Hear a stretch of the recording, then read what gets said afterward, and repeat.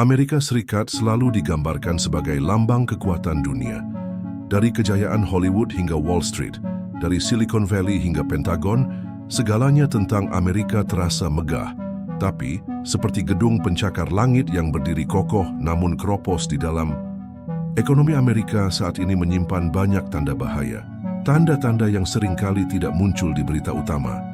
Bahkan, sebagian besar masyarakat Amerika sendiri tidak menyadari bahwa mereka sedang berjalan di atas ladang ranjau ekonomi yang bisa meledak kapan saja. Sekilas, semua tampak baik-baik saja.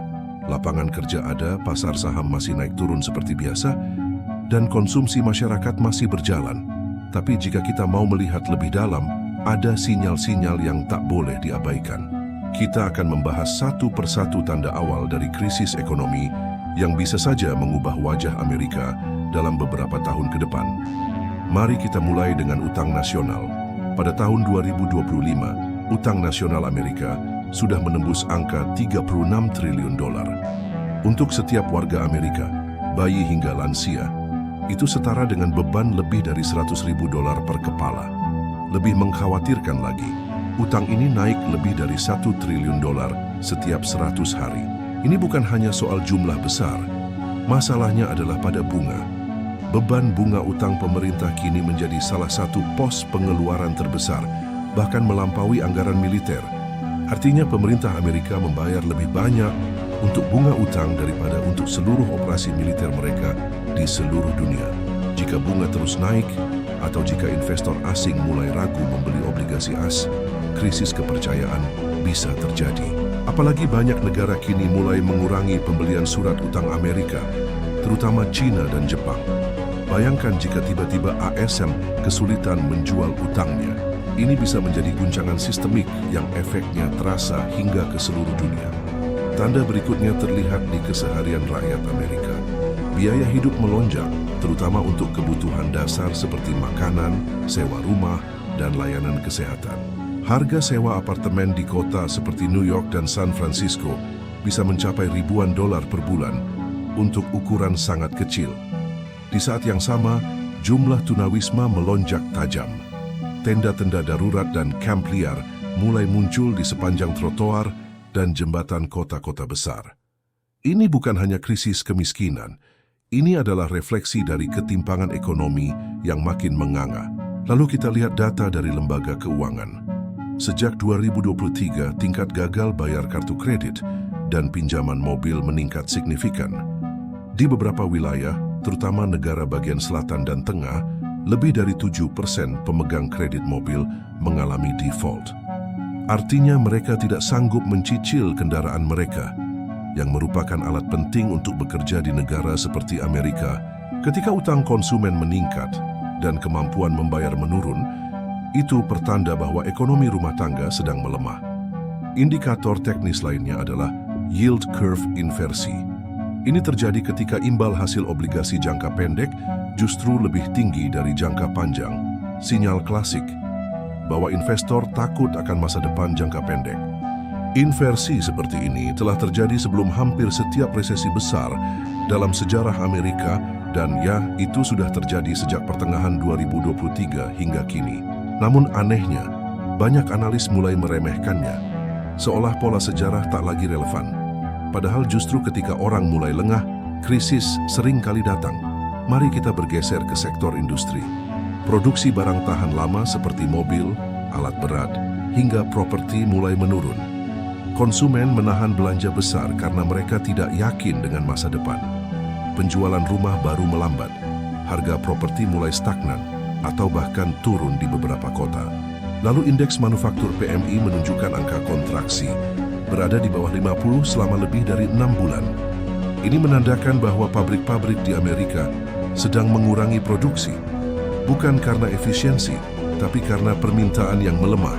Bagaimana dengan sektor teknologi? Justru disinilah terlihat ironinya. Perusahaan-perusahaan seperti Amazon, Google, dan Meta yang dulunya jadi bintang pertumbuhan, kini melakukan PHK besar-besaran.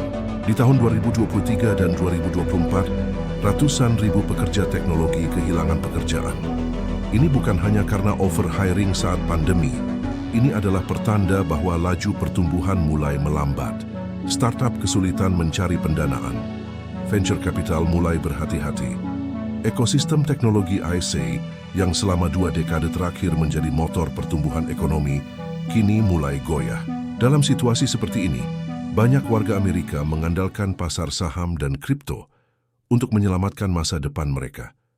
Banyak yang menaruh tabungan pensiun ke dalam saham-saham spekulatif dan aset digital. Tapi ini berisiko tinggi.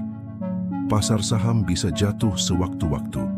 Ingat 2008, jutaan orang kehilangan pekerjaan dan rumah mereka hanya dalam hitungan bulan. Jika pasar kembali ambruk, maka daya beli jutaan warga Amerika akan hilang. Dan ini bisa memicu resesi yang lebih dalam. Tekanan lain datang dari geopolitik dan perdagangan global. Konflik dagang dengan China masih berlangsung, Rusia masih menghadapi sanksi, dan perang di Timur Tengah membuat harga energi tidak stabil. Semua ini berdampak langsung pada biaya produksi dan logistik di AS. Banyak pabrik mengalami lonjakan harga bahan baku, bahkan raksasa otomotif seperti Ford dan GM mulai mengurangi output karena keterbatasan pasokan dan turunnya permintaan global. Dan yang lebih mengkhawatirkan adalah posisi dolar. Selama puluhan tahun dolar Amerika menjadi mata uang utama dunia. Tapi kini, negara-negara seperti China, Rusia, India, dan bahkan Arab Saudi mulai bertransaksi menggunakan mata uang lokal. BRICS secara aktif membangun sistem pembayaran alternatif tanpa dolar. Jika tren ini terus berlanjut, posisi dolar sebagai mata uang cadangan dunia bisa perlahan melemah. Dan jika kepercayaan terhadap dolar goyah, maka seluruh sistem keuangan Amerika yang sangat bergantung pada kepercayaan bisa runtuh seperti kartu domino. Krisis yang sedang terbentuk ini bukan hanya soal angka, tapi soal kepercayaan. Ketika warga mulai tidak percaya pada masa depan ekonomi mereka menahan konsumsi. Ketika investor global mulai ragu terhadap kekuatan fiskal Amerika, mereka mengalihkan dana ke tempat lain. Dan ketika dunia mulai kehilangan kepercayaan pada dolar, maka hegemoni Amerika sebagai pemimpin ekonomi dunia bisa runtuh. Tapi anehnya, sebagian besar masyarakat dunia tidak membicarakan ini. Media lebih sibuk menyorot konflik politik, pemilu, atau perang teknologi. Padahal tanda-tanda ekonomi seperti ini adalah dasar dari kekuatan negara. Kita mungkin tidak bisa memprediksi kapan tepatnya krisis akan meledak. Tapi jika semua tanda ini diabaikan, maka saat waktunya tiba, dunia akan menyadari bahwa krisis tidak datang tiba-tiba. Ia datang perlahan, dalam bentuk data yang diabaikan, grafik yang dianggap biasa, dan keputusan-keputusan kecil yang salah arah.